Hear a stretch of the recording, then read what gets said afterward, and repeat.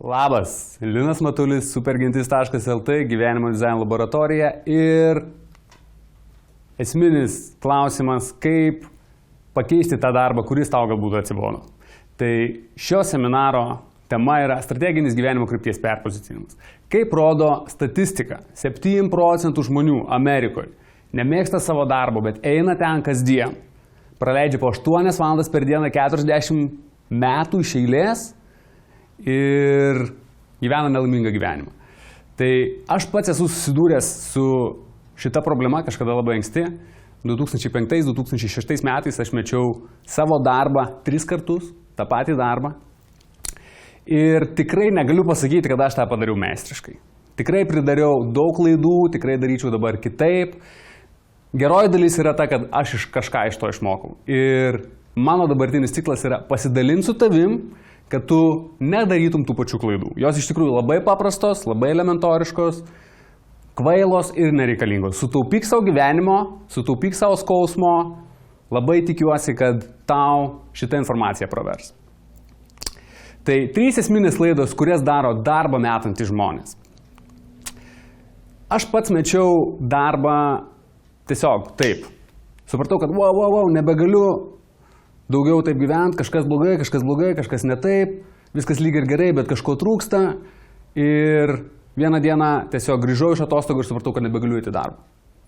Mečiau darbą telefonu, buvo labai baisi akimirka, pasiėmiau pusę metų atostogų, vaikščiojau, bėgiojau miškais, skaičiau knygas ir galvojau, gal kaip nors gausis. Tiesiog, dabar mesiu darbą ir gal kaip nors išsispręs. Ateis stebuklinga mintis ir nušvitimas, žinau, ką dabar noriu daryti, varau naują gyvenimo kryptim. Liūdnoji dalis taip nebus. Greičiausiai, kad taip nebus. Gal 1-2% žmonių tas nušvitimas iš kažkur ateis, bet statistika rodo, kad taip nebūna. Tai gal kaip nors gausis, nesigaus. Greičiausiai nutiks vienas dalykas – baigsis pinigai. Ir reikės grįžti arba į tą patį darbą, arba į labai panašų. Kas man ir nutiko, dar 2 kartus. Tai, kai dar 2 kartus aš sugrįžau į tą patį darbą, mane pasikvietė, aš grįžau, pasiprašiau pats ir supratau, kad, šitaip nesigauna. Tos pinigus iš kažkur reikia uždirbti, sėdint tiesiog ant sofos, idėjos pačios neateina, reikia kažką daryti. Tai sekanti mintis arba antroji klaida yra, tada aš kursiu savo verslą. Kaip ir atrodo labai logiška ir greičiausiai pas tave irgi prasisuko, ar ne, kažkada pakeliui. Kursiu savo verslą arba dirbsiu savo. Tai iš tikrųjų lygų darysiu tą patį, ką ir prieš tai savo senajam buvusiam darbe.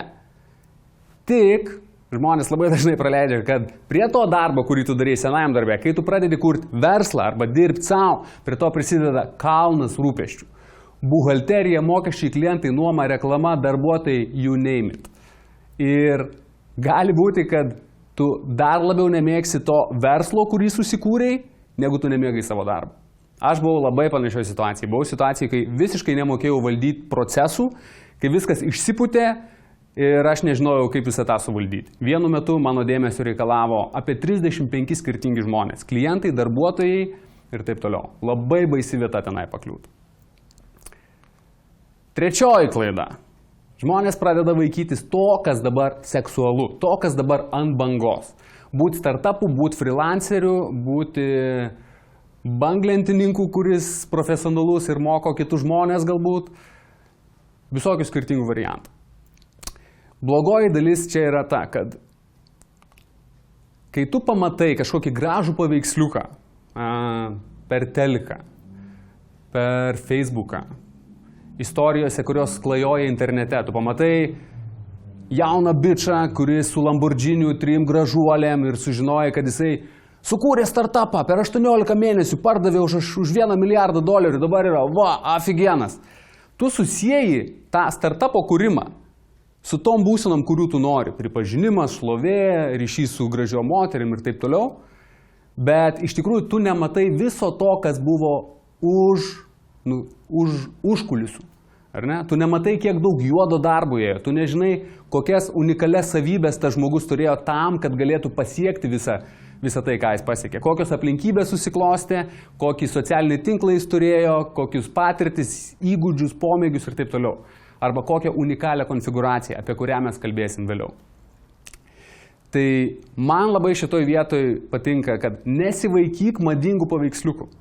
Nes būti profesionalu tai daryti tai, ką tu myli, tomis dienomis, kai tu visai nenori to daryti. Neatsimenu, kas pasakė šitą frazę, reikės paieškoti, bet man tai turi tiek daug prasmės. Nes jeigu tau atrodo kietai būti profesionaliu banglentininku, tada pagalvok apie tą. Ar tau iš tikrųjų būtų taip kieta varyti kiekvieną dieną į paplūdimį? Nesvarbu, ar šviečia, ar pučia vėjas, ar lyja, kiekvieną dieną į tą patį šlapią vandenį, šlapią smėlį. Iš naujo ir iš naujo ir iš naujo. Labai gali būti, kad ne.